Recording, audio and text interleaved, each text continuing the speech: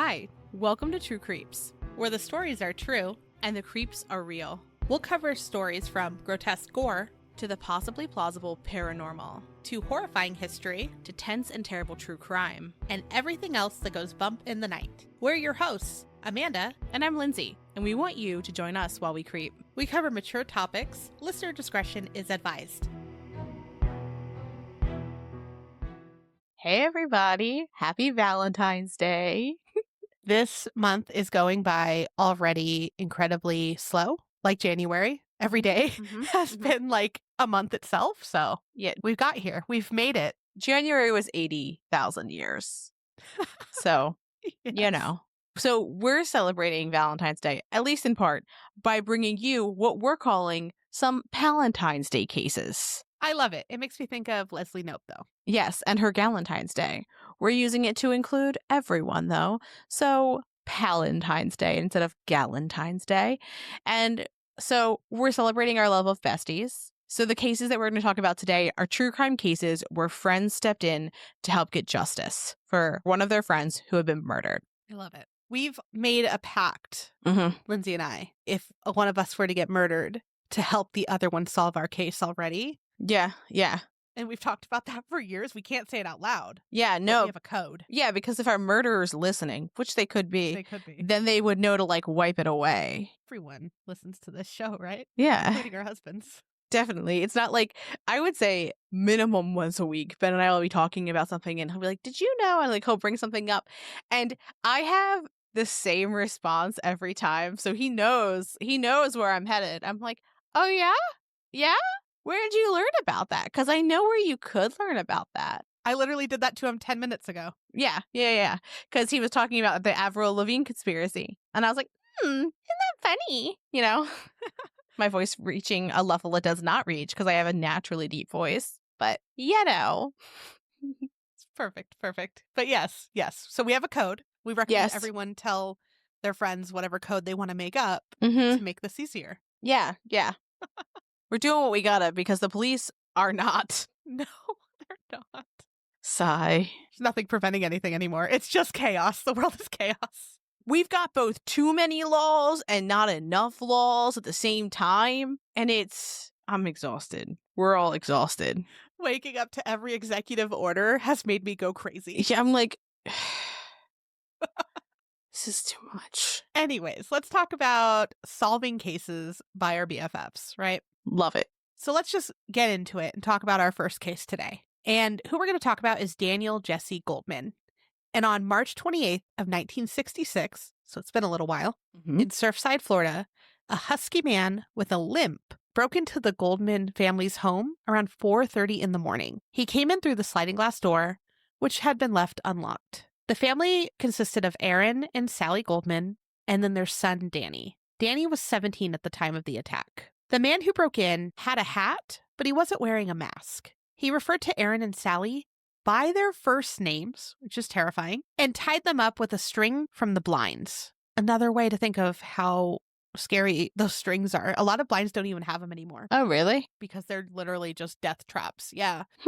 Most of ours in our house, we don't have them anymore. They're deadly in a number of different ways, especially for children and cats, actually. Have you not heard it with the cats? So, PSA to anyone, blinds with strings. Children can hang themselves with it. Cats can do the same because they jump up all silly and get stuff stuck in them. Oh my God. The only place where we have blinds is in our basement bathroom, and they're always up because the cats sit up in the window up there, and it's like a high window, so like you can't see anything that's happening.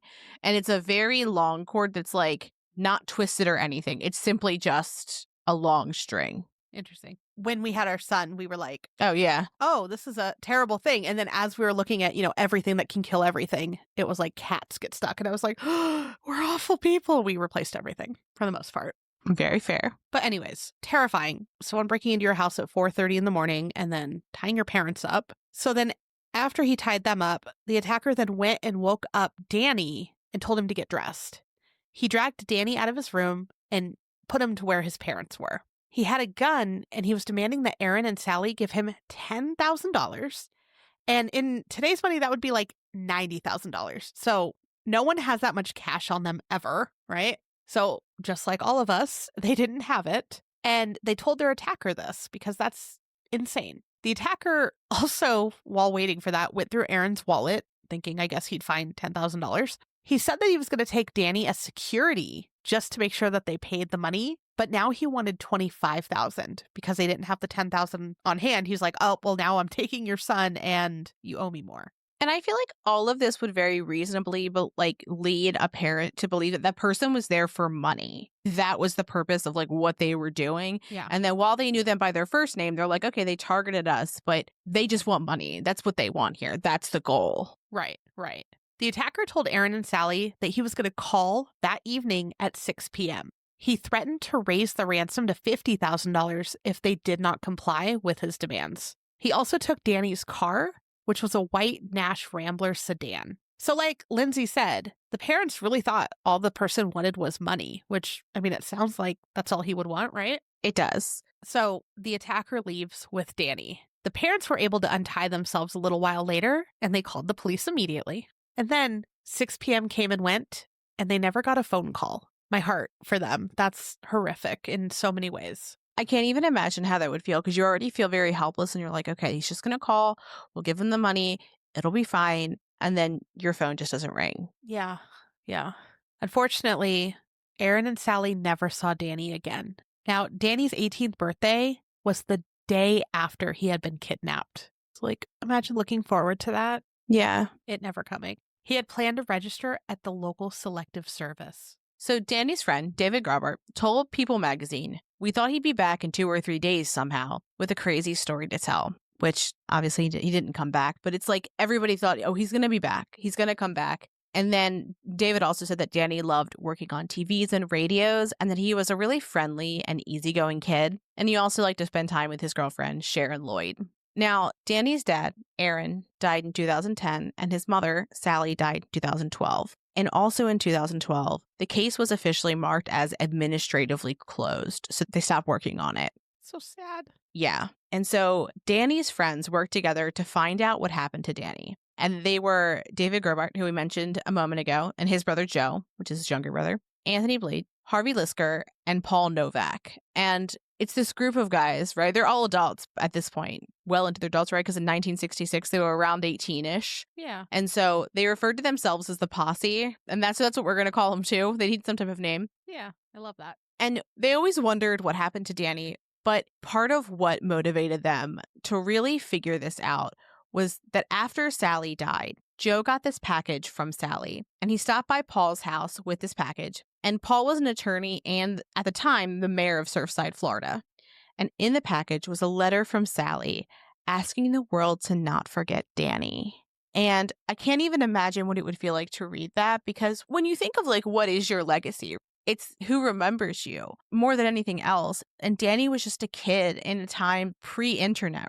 So we don't even know that much about him because he was so young when he died. And then his parents died and he didn't have a lot of other family. So the posse interviewed dozens of people. They searched archives and reviewed tens of thousands of documents, some of which were from the FBI. And when they were talking about their investigation, they were like, we were so insistent and demanding about things that we had no right to be. He's like, we weren't family, but we were just dead set on solving his case. Good. And so their tenacity paid off. And some of the people who they interviewed were people who were interviewed by police the first time around. And Paul said, basically, our decision was that it would be completely wrong for Danny to be forgotten. And he went on to say, Danny didn't have brothers or sisters, and his parents were gone. We decided it wasn't going down like that. These are good friends. Yeah. So they spent nearly 10 years working on Danny's case, and they eventually solved it. And so we're going to talk about what they found and how they did it a little bit. So the posse, along with the Miami-Dade Police Department, announced that Danny was kidnapped by George DeVice, a mobster, with the help of a man named Joe Chicken Cacciatore. What a name. And they believe that the pair took Danny on a boat and then dumped him in the Atlantic Ocean. And so that we're starting at our conclusion, but we're going to get back to where we're going. So Paul was the one to be able to connect DeVice to the crime, and he did so by finding a piece of a rubber glove that had been left at the Goldman home by the kidnapper. So it was from what I understand, it was the tip of the rubber glove. Mm-hmm. And so what they did was they tracked the tip of it to figure out who the manufacturer was. And that was a manufacturer in Canada. And the only place that was selling that type of glove from that manufacturer was a clinic in Brooklyn. And that was a place where Defice had been a patient. They also worked to have images of fingerprints analyzed and matched to see if it was a match for Defice. And so would this match today's standards to convict him? Probably not. But does it certainly feel like it's enough to say, okay, this is how it happened? And we're going to talk more about other circumstantial evidence that really paints a picture of what happened and other things that people say. So I feel like, is it a case that you would try in court and it would be completely foolproof? No. But do I think that they came to the correct conclusion? Yes. Yes. And it's interesting that a group of friends was able to put this much time and effort into it and actually solve it, whereas the case sat there for years and years and nothing happened. Yeah. Isn't that interesting? It took the group of friends. Yeah. But anyways, we're going to get to that, right? So Danny's car was found less than 3 blocks from Cacciatore's apartment. They also found that Defice took a taxi to the Goldman family's home. Fucking stupid criminal. Well, like, you say stupid. I say, how sure are you that you aren't going to get caught? Yeah. That you're like, I'll take a taxi. I don't even need like a getaway driver. I'll just hop a ride with a record. You know, like, let someone see me get dropped off there. Yeah. Wild. It's a Chad DeBall moment or a pizza box moment. Yep. Interviews with known associates of Defice and Cacciatore's said that Danny's body was taken to Mall Lake Marina, which is in North Miami Beach.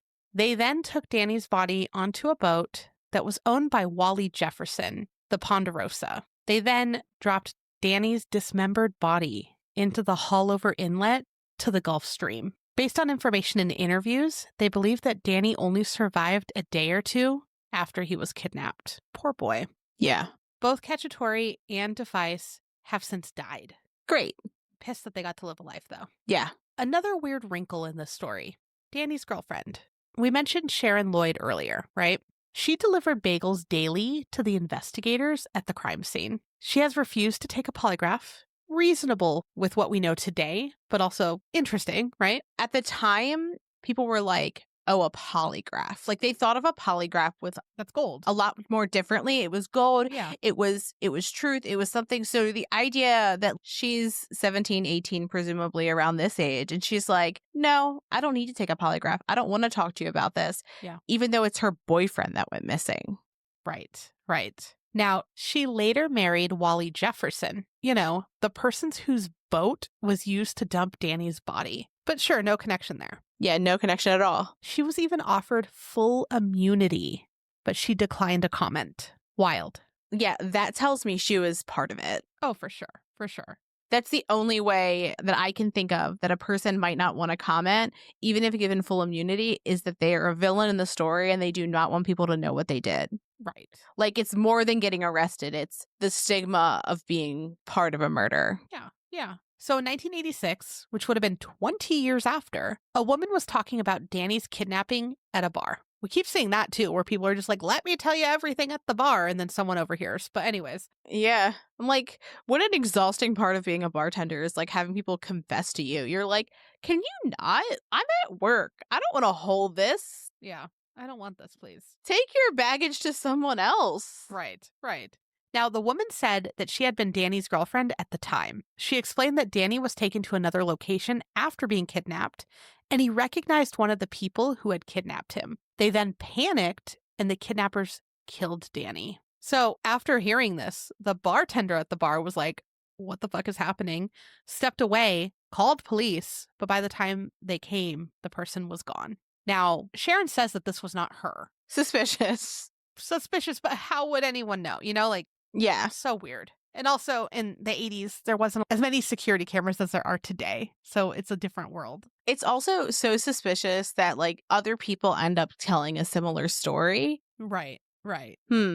And why would somebody say they were their girlfriend, And why would you be fucking talking about it, you idiot? Yeah, I mean, I'm assuming they were inebriated and feeling guilty, but who am I? Yeah, but still.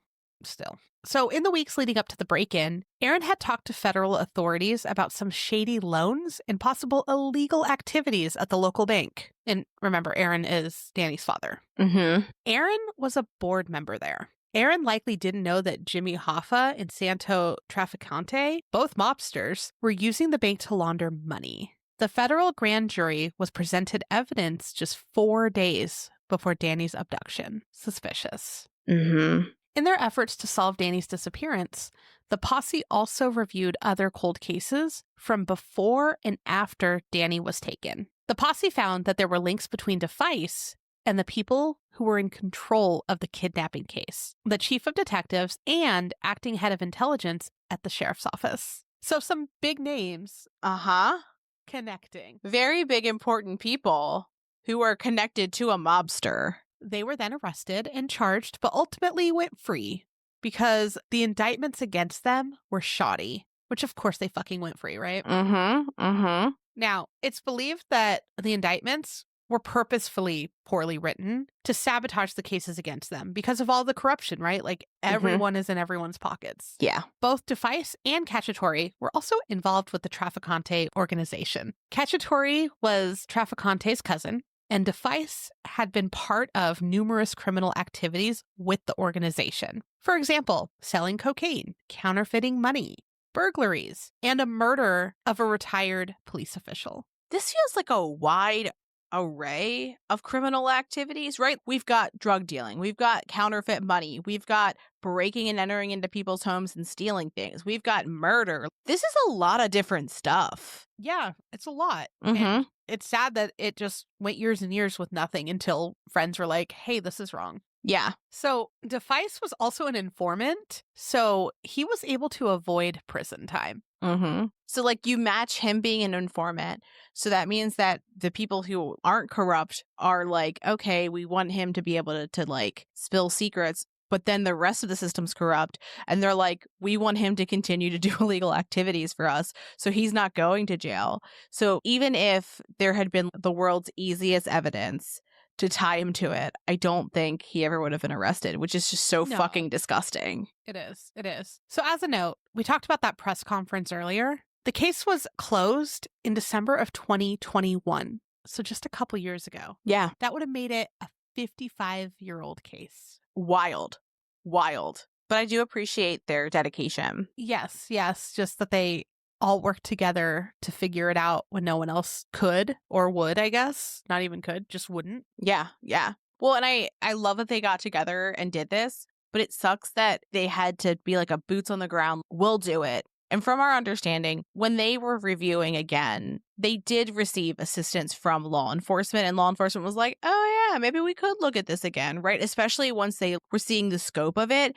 But I can't help but wonder that a part of that had to be them like trying to save face a bit. Oh, for sure. Because it looks fucking bad if you're like, hey, not only were we corrupt, but like we also then continued to be incompetent once that corruption was presumably weeded out. Mm-hmm. Yeah. And I know that they could blame technology too. Yeah. The 80s and the 60s are wildly different. Yeah. Especially even from today. But still, they could have done more, but they chose not to. Someone took a taxi there. Yeah. Come on now. So I'm glad the murderers are dead.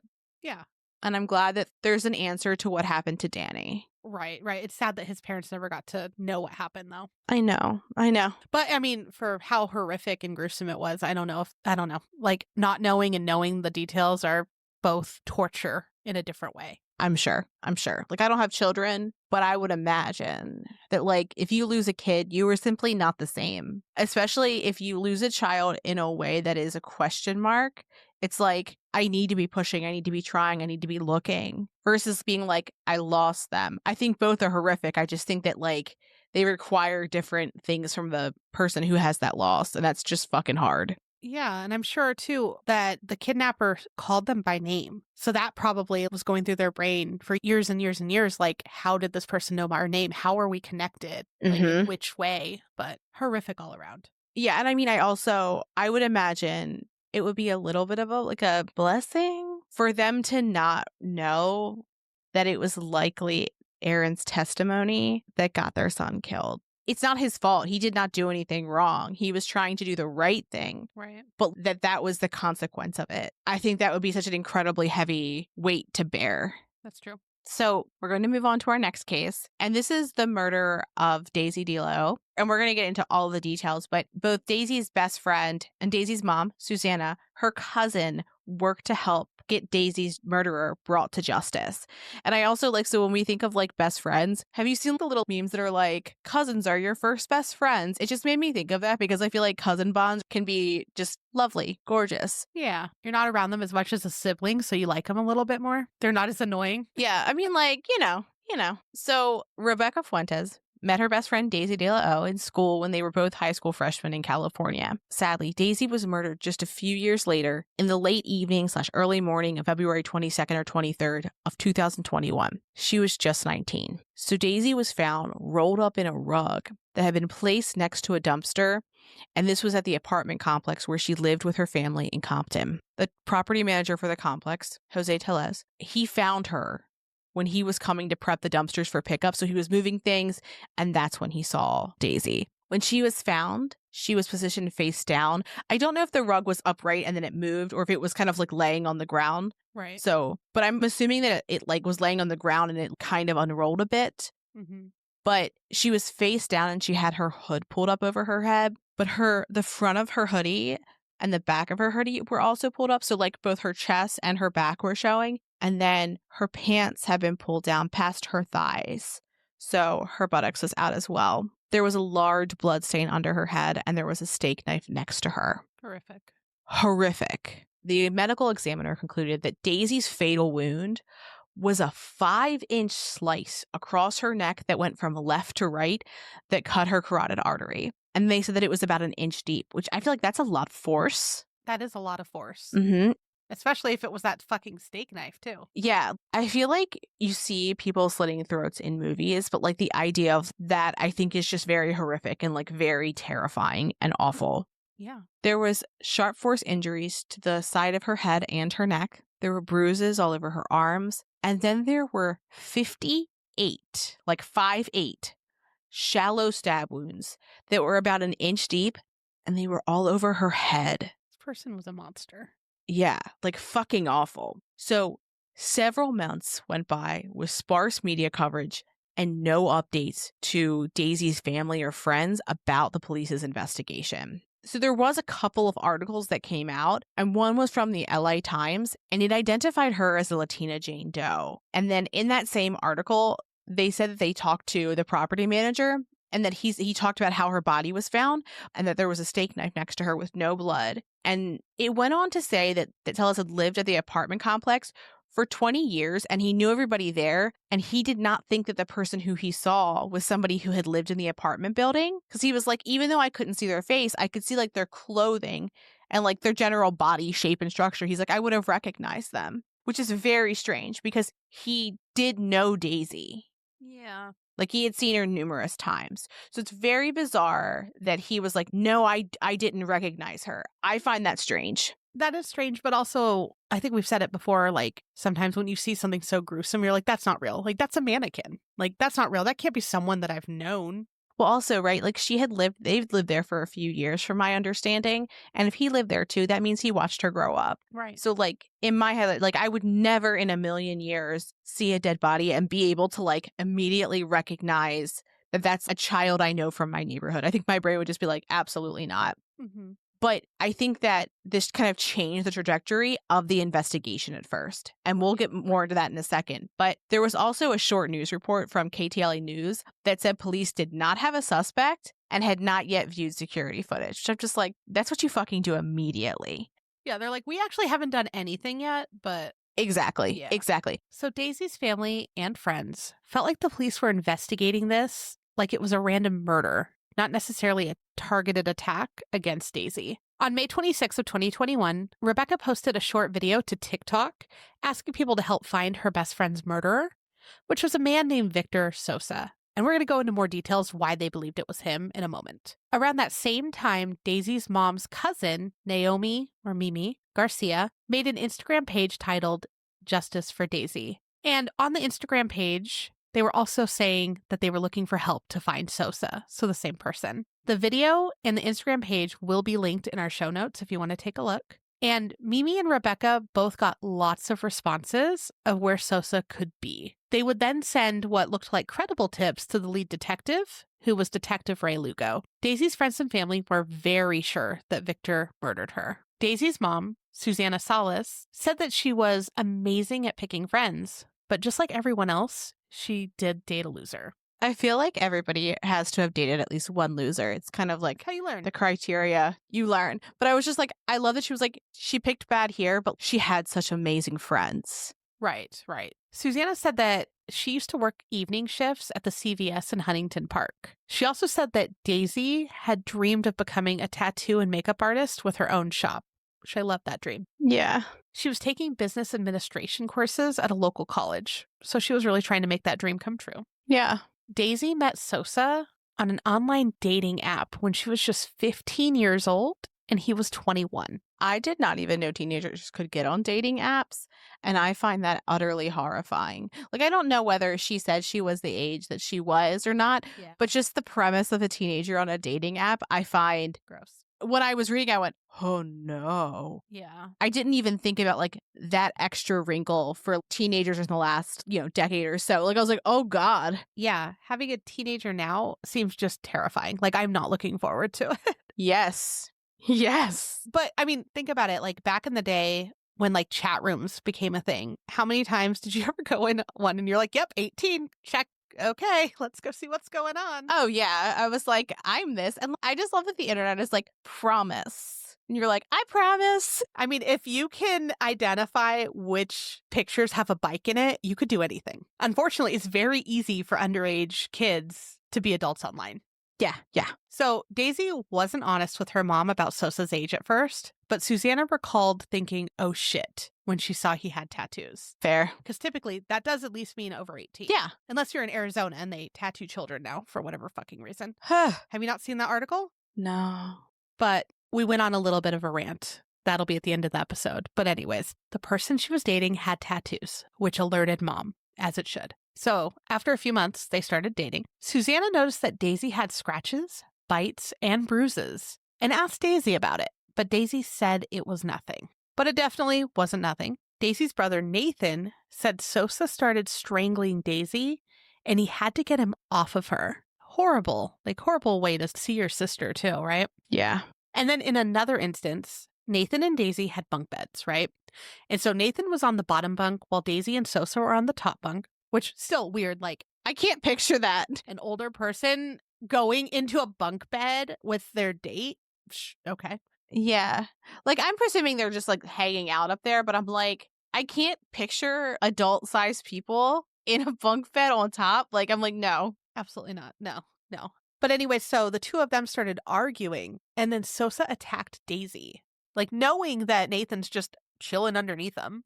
Mm-hmm. And then in another instance, Nathan saw Sosa hit Daisy over the head with a skateboard so hard that Daisy started bleeding. Which, like, what the actual fuck are you doing? Yeah. You're hitting someone with a fucking skateboard in front of fucking people? This guy, horrible. Mm-hmm. After doing this, Sosa and Daisy both ran off. And when Daisy came home, Susanna had to convince her to go to the hospital to get stitches. And while at the hospital, she tried to file a police report, and Susanna said that they told her they would need Daisy to accuse Sosa herself, which I can attest they do that still, at least in Arizona. Well, and especially because she's a minor, too. She's like, I'm her parent. And they're like, but we have nothing to investigate if she doesn't say that this happened. No, even if you're over 18. Yeah. Anyway, so kind of like Lindsay said, Susanna did try. She tried to file a police report at the Los Angeles County Sheriff's Department and the Huntington Park Police Department, which would have been the area that Daisy went to school. And she was told by both that she couldn't make that report. So representatives from both said that there is a gray area when it comes to reporting domestic violence for minors. Also, per California law, whether there's a domestic violence incident filed for a minor is confidential.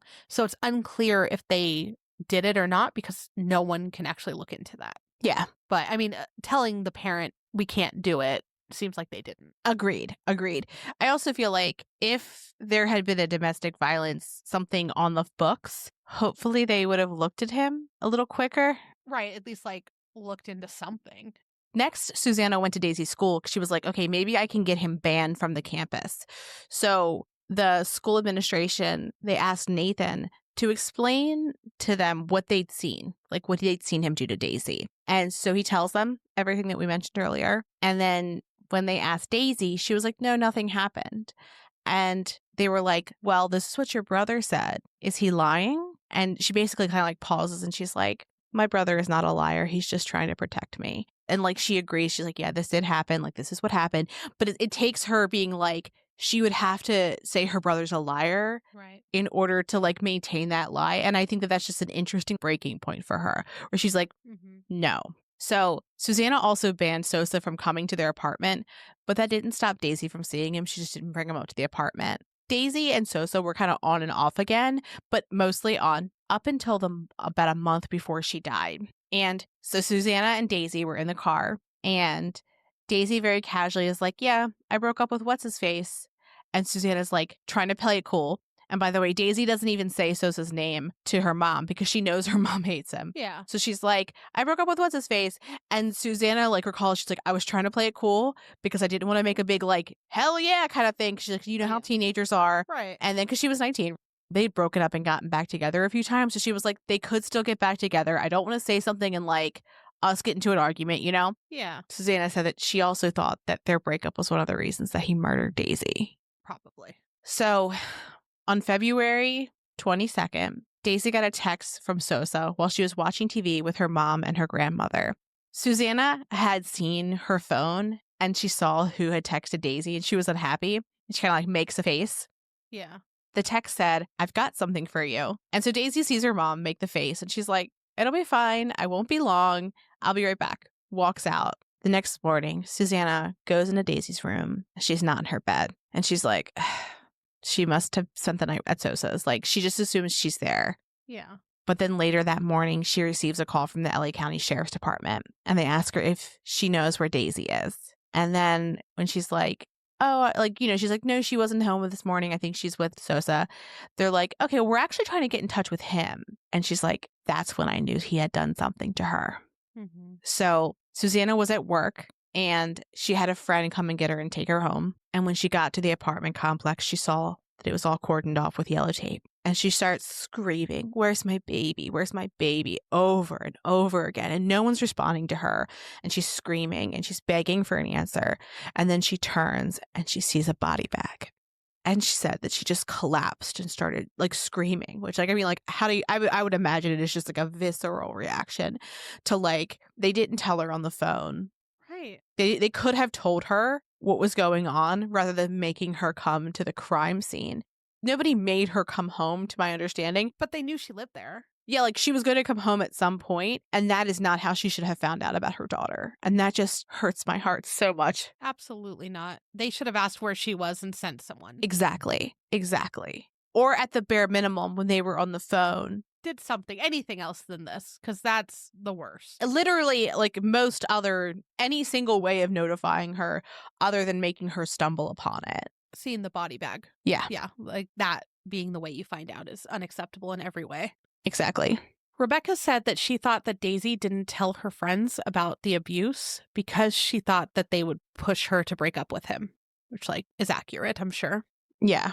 She added, quote, I personally think that she knew that if she tried to walk away, he would physically hurt her. She just never thought it would get to this point. That's true for a lot of them. Yeah. And unfortunately, like we've talked about a lot of cases similar to this with women, right? Mm-hmm. It's horrific. You don't want to think that the person who you love can do something like this. Mm-hmm. Reasonable. Men should not be killing women or other men. I don't think it's too much to ask. Yeah, but bare minimum, don't kill your romantic partners, whether they are your current or former. Exactly. Another friend of Daisy's, Jasmine Garcia, said that Daisy was the type of person who wouldn't cut off ties with someone who was struggling. And also, she thought that that's why Daisy went outside after Sosa's text.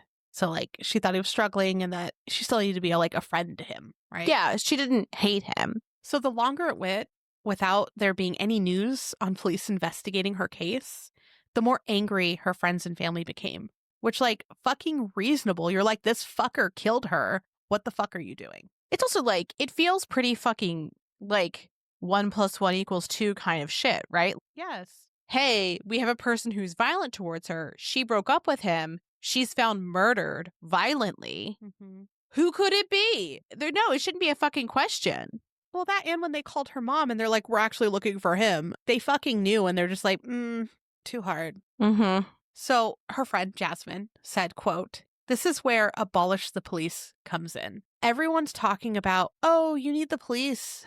They prevent crime. No, you fucking don't. They always come in when it's too late. They don't protect shit. Then they always blame the girl who went out, the girl who cared too much, the girl who was so naive." I have never seen someone sum it up so fucking perfectly as that. Is that they do not protect. I hate it. Me too. When discussing the delay, police say that they weren't positive that it was Sosa and that they were working on over 10 other cases at the same time. That sucks. If there's 10 murders, what are we doing to prevent 10 murders? You know, like. Yeah, you are working for 10 murders. Heard. Hey, maybe you could go ahead and do this one because it feels like it's not as hard as a random murder where you don't know who did it. Yeah. You literally have documentation showing that someone has come in. You could have had documentation to show what was going on. And at the very least, it's with her school. They documented it there so they could go get a record from somewhere if they needed to. Yeah. And the fact that they're like, oh, well, we're not positive. Well, then be positive. Do some interviews, figure it out. Yeah. Rule him out. At least do something. Mm-hmm. So they also stress that solving a murder takes time, which fucking obviously, but if you know who it is, it shouldn't really take all that long. Yeah. Running DNA evidence and obtaining arrest warrants all take time. That's warranted, but also do something. I also just feel like when there's cases of affluent white women, there's hustle. There is hustle in it. And there are activists who talk about LA County specifically and how it seems like people of color who are in lower income areas tend to have crimes solved at a slower pace. Right.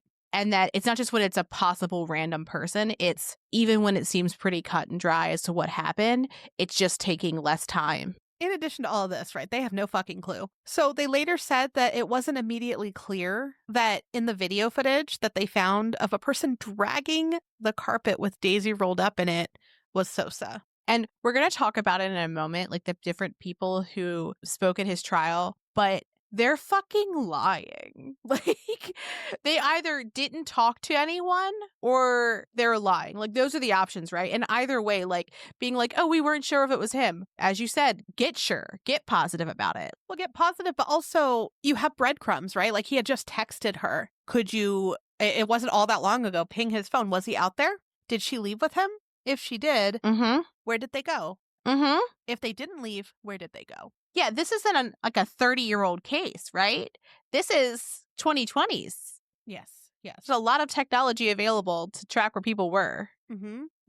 So let's talk about the DNA evidence, the one that takes just so long to do anything with. And something that I should point out is because of how her body was found, authorities did take one of the sexual assault DNA kits. So specifically what they did do is swabs were taken to see if there was DNA on her hips, genital area, and pubic area, along with pants, clothing, hair, mouth, and neck. She had a tampon in as well, so they used the tampon to look for DNA rather than swabbing her vagina. Samples were also taken from the knife, a set of keys, a yellow and blue beanie, and of course the bloodstains. So they took all of these DNA swaps, right? Let's talk about the results. There were results from Daisy, of course, Sosa, obviously, and then an unknown contributor.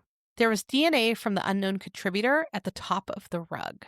The large bloodstain had DNA from both Daisy and Sosa. Sosa's DNA was on the blade of the knife. Daisy, Sosa, and the unknown person, all three DNA was found on the knife handle, Daisy's keyring, and keys.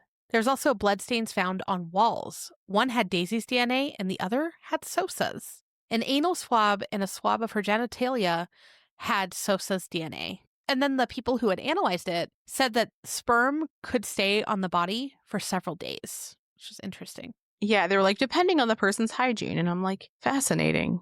Yeah. In late June, the LA County Sheriff's Office released a bulletin with Sosa's name on it. Surprise, surprise. And it said that he was wanted for murder. This is also when news coverage started having Daisy's name in it, too. Wild. Which is really sad. Yeah. On July 1st, Mimi called Susanna, who was driving at the time. Susanna pulled over and Mimi sent her photos to see if it was Sosa. In the photo, Sosa had bleached hair and was out drinking at a bar called Papas and Beer in Rosarito, Mexico. So, how they found this, Mimi received a video from someone who said that they worked with a man who looked like Sosa. And so this was on Instagram. And on Instagram, you can send a photo or a video so it stays in a chat, or you can make it where it disappears after you watch it. And the video was set to disappear. So luckily, Mimi was smart and she took screenshots as she watched this video. Yeah. Mimi then sent this information to Detective Lugo. And interestingly, Detective Lugo refuses ever having seen these screenshots. Ew. I would be furious. Yes.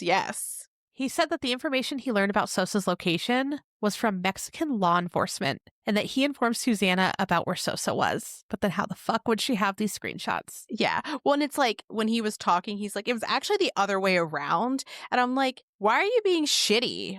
Who the fuck cares? Yeah, just we found the dude, you know? Yeah, it's like his ego, it felt like. Yeah.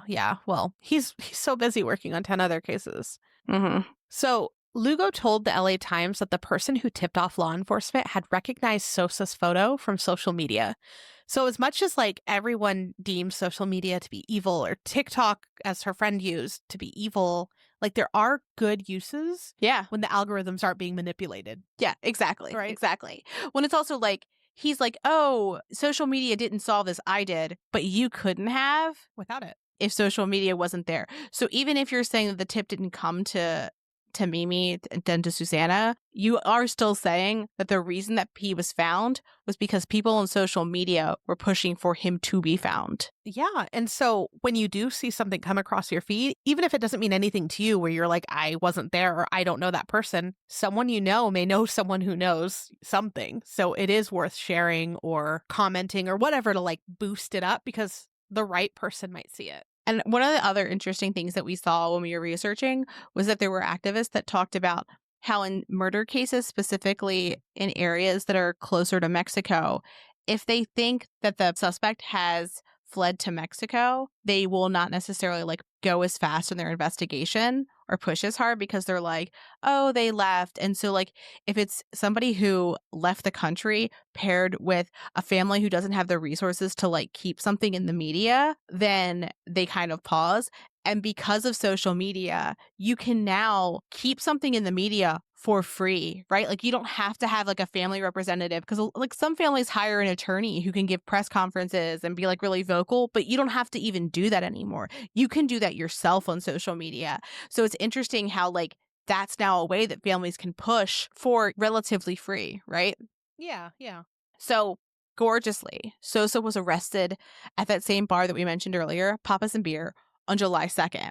Rebecca posted a video giving an update that Sosa had been arrested, and she asked for people to come out to the courthouse and hold signs with her and her friends so that they could help try to get a harsher sentence for Sosa. So let's talk a little bit about the trial itself. So first off, he was charged with first-degree murder. He pled not guilty. Get fucked. Mm-hmm. During the trial, there were several witnesses who either placed Sosa at the scene or described suspicious behavior from him afterwards. Daisy's grandfather, Juan, testified that 10 minutes before Daisy left the apartment to meet Sosa, he saw a person who was wearing a mask and a beanie that were both red, black, and white peering through their apartment window. Later, he was in his room with the window open and he could hear Daisy talking to a man, but he couldn't really make out what they were saying. It was just kind of like he could hear the muffled voices. He recognized the voice. Yeah, he's like trying to go to bed, so he closes the window. And my heart hurts because like that has to be said to be like, oh, I heard her.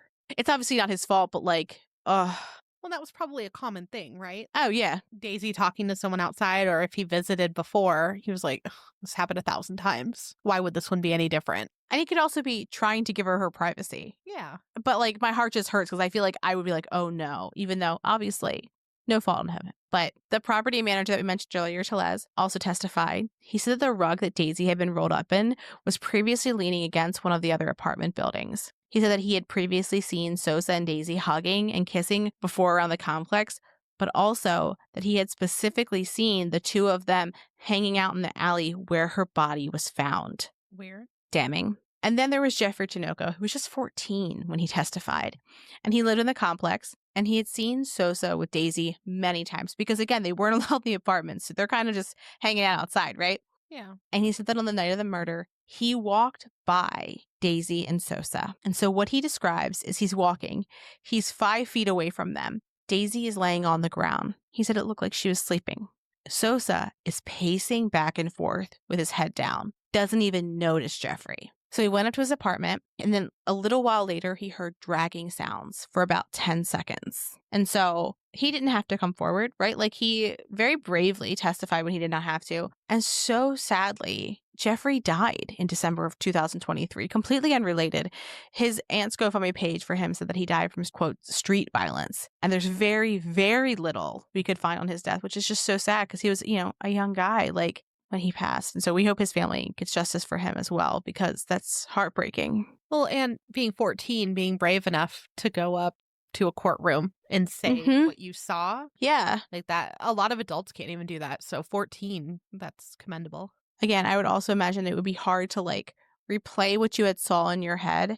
Because you're 14, you're a kid. You might feel like an adult. You're generally a kid. He saw her laying there. He probably thought that she, he didn't know what was going on, right?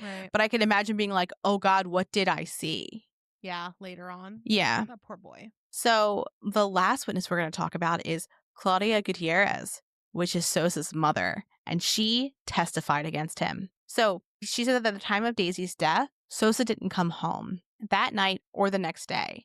So she's like, that's weird. She calls him. She doesn't hear from him. So she files a missing persons report. 2 weeks later, Sosa calls Claudia to meet, and they met on the street, which is interesting. So he didn't come to her house. He met her out somewhere. Yeah. And she said that she asked him if he killed Daisy, and he just kind of bowed his head. And what Claudia said to him was, do the right thing and turn yourself in. And so he asked her for money and for some stuff that was his, that was in their home. And so she gives him $500, but he never comes home again. And again, I'm just so glad that she testified against him, because that would be hard. Yeah. I would also imagine if you are the parent of someone who could do something like that, you're like, I made this thing. A certain amount of responsibility you might feel. Obviously, no one's responsible for the murder of another person that somebody else does. Is a whole ass person.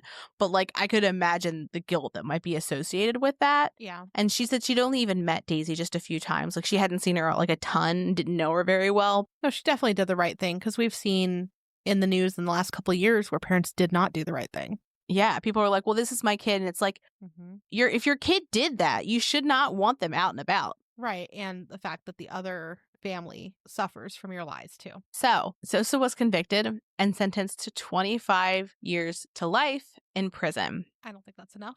I don't think it's enough either. So we see in a lot of cases that once convicted, there is an appeal. And I don't think I've ever been so enraged by an appeal as I was with this one. Mm-hmm. Yeah. And so basically, his appeal argument was that the term sexual assault kit, when used at trial, was prejudicial, and that they should have used the term physical assault kit because the evidence from it did not show that she was sexually assaulted, right? It showed that his sperm was on her. Yeah. But it wasn't conclusive as to whether there was a sexual assault or that whether she willingly had sex with him sometime recently. Because again, they were on and off again. He also was not charged with sexual assault. That wasn't part of the case. It was more of this is just a standard thing that we do when we find a person that's disrobed in some way. Right. But you fucking killed her. So you're not great. Yeah. But so his argument is that the term sexual assault kit was prejudicial and they should have used the term physical assault kit. Which, what the fuck is that? Nobody ever calls it that. It's called a sexual assault kit because it's what it is. Yeah. And the Court of Appeals, I was reading it and I was like, damn, this is a little bit of a talking to. The appellate decision was basically a get fucked because they said if we called it something else, there wouldn't have been a different result. Yeah, exactly. You would have still been convicted if we called it a physical assault kit. Yeah. And they also know that the way what Daisy was found was far more suggestive of her having been sexually assaulted than the term sexually assault kit. Exactly. Yeah. Think about what you're saying here. And I think that what's interesting is when you're thinking about an appeal based on oh, hey, you shouldn't have shown this piece of evidence because it was prejudicial, or you should have referred to something in a different way. They are going to look at okay, if that part was changed, say it shouldn't have been done that way. Would there be a different result? Would it be a massive change? Exactly. And no, you're a fucking dick. It's very clear that you murdered her. So He just can truly, truly get fucked. Right. Right. Well, I hope he never sees the light of day again. He's fucking awful. Yeah. Poor Daisy. Yeah. The Justice for Daisy page is still up, and you can see they posted a lot about Jeffrey, which heartbreaking, but you can also see statements from Daisy's mom where she talks about like how hard this is, and my heart just hurts so much for her and her family and her friends.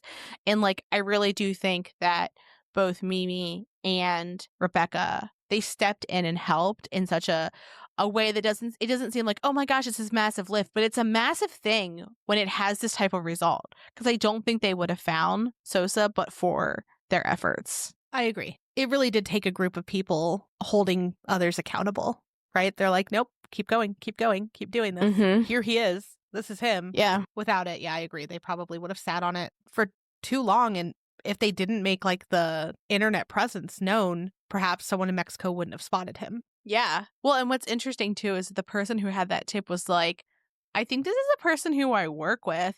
So I would absolutely be like, hey, come get this fucking violent asshole if this is him. Right, exactly. I will say, if you do check it out, the videos of her are cute, right? Like Yeah. her friends making videos of her. Just so sad. She was loved. Yeah, she was incredibly loved and still is. Yeah. Oh, also, I'm going to read you this part because it got me. I'm a cry gal, but am I always like an immediate just tears? So on the Justice for Daisy page, Mimi posts messages from Susie and she signs off from them like a little hashtag that says Daisy's mom forever, which like hits me. Just I don't know why, like Daisy's mom forever. She's like, she's not still here, but I'm still her mom. Yeah, like Right. Oh, that hits me. Now I'm crying. yeah, that one so sad. It's horrific, and just I can't imagine the anger that all of her loved ones felt, just like knowing, like they're like, I know in my bones he did it, and they're just like, well, maybe, maybe not. Like I understand innocent until proven guilty, like obviously get that, Yeah. but if they're like, this is the person, you take that and you go, okay, we need to really truly investigate this person before we even look for another one, because if they're saying they have evidence that he did it, why not at least look at it? It almost feels like her family and friends were like, here is information. We think this is who it is. It's Victor Sosa. And the police are going, who could it be? We can't tell. And they're like, no, it's this person. Here's the information. Here's records of what we've told people. And they're like, nope, couldn't figure it out. Who could it possibly be? Right. Which is just maddening. But and the one thing we didn't bring up is the third person, the unknown person. That still hasn't been. Yeah. And it's unclear of whether, is it that somebody touched the crime scene? Mm-hmm. Some of the things were Daisy's belongings, like her keys and stuff, but for them to find their DNA on the knife too is a bit strange. That's weird. I guess where I get a little bit like, is that it's on both the rug and Daisy's belongings. So like I could see it being someone in her life who she just interacts with if the steak knife was maybe from her house. We don't know where the steak knife was from. Or like it was just on her keys, right? Like it was on like her items that she carries around. But it was on that steak knife. It was on her keys. And it was on the top of the rug. I feel like someone helped him and carried the rug with him. Mm-hmm. And for some reason, when they're talking about the video evidence, I don't know why the other person's not seen or talked about. From my understanding, there wasn't really like a lot you could see in the video. It was like more like shadows and stuff because they had a record of it in the appellate documents. And it kind of, they're like, this doesn't really have enough. And like, there's a burden of proof on the state to prove that it's him. And they kind of couldn't. So they were like, this just wasn't the best evidence, but like, we've got plenty of other things to go on. Right. But still weird. Yeah. Still weird. I feel like someone had to have been there to help, or at least be like, okay, here's what we're going to do. I'll help you move everything, or something. Maybe they didn't play a part in killing her, but they played the part in moving the rug and putting her in it. Yeah, but why would they have touched her keys? Because I'm assuming the way she was, her keys probably fell out of like her pocket or something. That's true. That's true.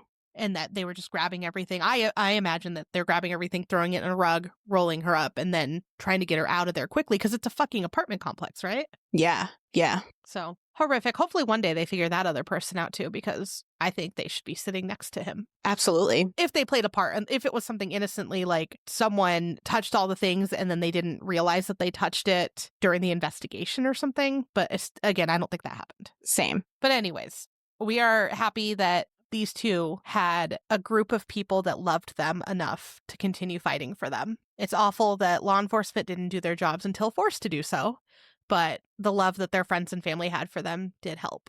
And this is not a joyous talk for Valentine's Day, but yeah, we're celebrating love in a different, strange way, but It might not be joyful, but I think that it is a way to appreciate love in motion, because what is pushing on through your grief to solve your loved one's murder, if not love in motion? Like, that's a really hard fucking thing, and you're dealing with a lot.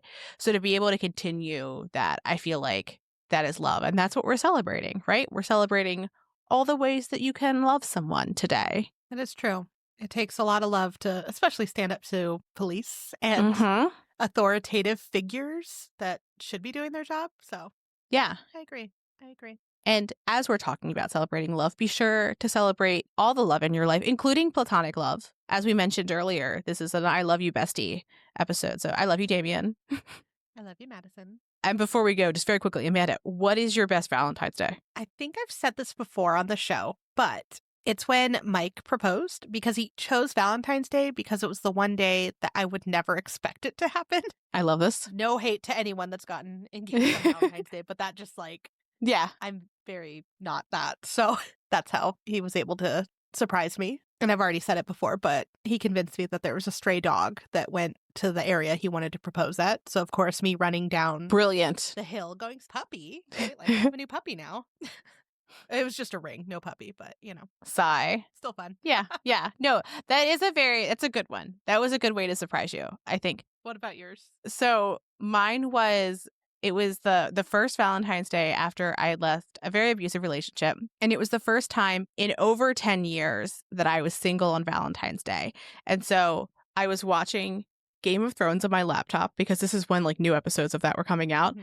I was eating a medium rare steak. I had a box of wine and a box of dark chocolates. I don't know how I was balancing all of this in my like around my tub, because it wasn't like one of those like big like fancy ones. Like, it was like normal bathtub, like a shower bathtub combo. So, like a full balancing act on the side then? Yes. Like, I had the plate on the side of the tub. Like, I didn't have a fancy little tray. I have one now. Me I think Ben actually may have got it for me for a Valentine's Day. Like, he's great, but nothing beats the feeling of that Valentine's Day where I felt like this is the biggest way I can love myself, is to keep myself safe. And like, I'm going to be okay, and things are going to be okay because I am safe and eating a steak in a bathtub with my box wine. Bathtub steak just freaks me out. That stresses me out way too much.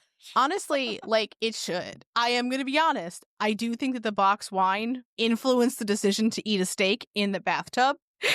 But you had to be prepared before you got in that bathtub. You would have had to bring that wine and the steak, unless you were already drinking wine pre-bathtub. That's what I'm saying. I think that Okay. I had begun drinking the wine. Then I was like, this would be better in the tub. Obviously. And so then that's what I did. A treasure, a delight. And I was also, again, like fork and knife. I wasn't like holding it like a lollipop on a fork, eating it. Like, I was like a lady. Either freaks me out. Yeah. Not Yeah. lady. I was a Bathtub lady steak. with my bathtub steak and wine, boxed wine. I can't. If you don't have plans tonight, I cannot stress enough eating your favorite savory food in the tub. Don't eat chocolates. That's cliche. I want you eating something you shouldn't be eating in the bathtub, frankly, like lasagna or corn on the cob. Why did I go there? What is wrong with you? I wonder if corn on the cob is anyone's favorite food other than that little kid who made the TikTok audio. I don't know. Lindsay has this weird connection with corn. Porn. I do not. I was just thinking of things that would be weird to eat in the tub. Steamed crabs. You've lost your mind. I haven't. I was gonna say the Reese's Hearts, because they're the best Reese's, because there's no edge. Which I disagree with you, because I think the edge is the best part. Wink. No, you're wrong. No, I am Absolutely. correct. I am correct. It's pointless. All right. All we want is the hearts, the pumpkins, No, the Christmas trees. no. They're all like the same shape too. Like, it doesn't even make any sense. Yeah, but- they're all like a blob. It's like the machine broke and they were like someone's job. Someone's job is to like sort the blobs of the broken machine into like what holiday it could be. Oh, the Easter egg too. Yeah, they're like, that one's round. That was a heart. This one has more than one like jagged angle. That's a tree. This one has two sides that are kind of like symmetrical. That's a bat. All of them missing the worst part of the Reese's, so it's all great. I honestly would love an oops all edges option for Reese's. No, you're wrong. Anyway, all that to say, love the people around you. have yourself a savory dinner in the tub if you can. With no other plans. So I guess if you want to follow Lindsay's lead, eat a steak in the bathtub or edgeless Reese's. Hope you have a great weekend. Thanks for creeping with us. Thanks for listening, and as always, a special thank you to our patrons who support us via Patreon. Please see the link in our show notes to learn more about how you, yes you, can begin to haunt the dump, guard vortexes, or even become a scorching Sasquatch. Ooh. Also in our show notes, you can find the link to our website, more information on our sources, our social media handles, and our merch store. We'd love for you to keep creeping with us. So if you like this episode, please subscribe, rate, review, and share the show with your fellow creeps and or ghosts. I beg of you.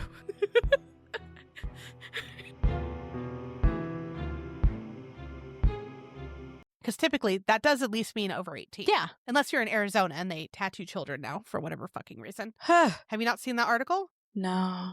It's fucking weird as hell. Oh my gosh, it was 9? Yeah, 9 years old. That's why I was like, kids. 9? Fucked up. Fucked up. Yeah.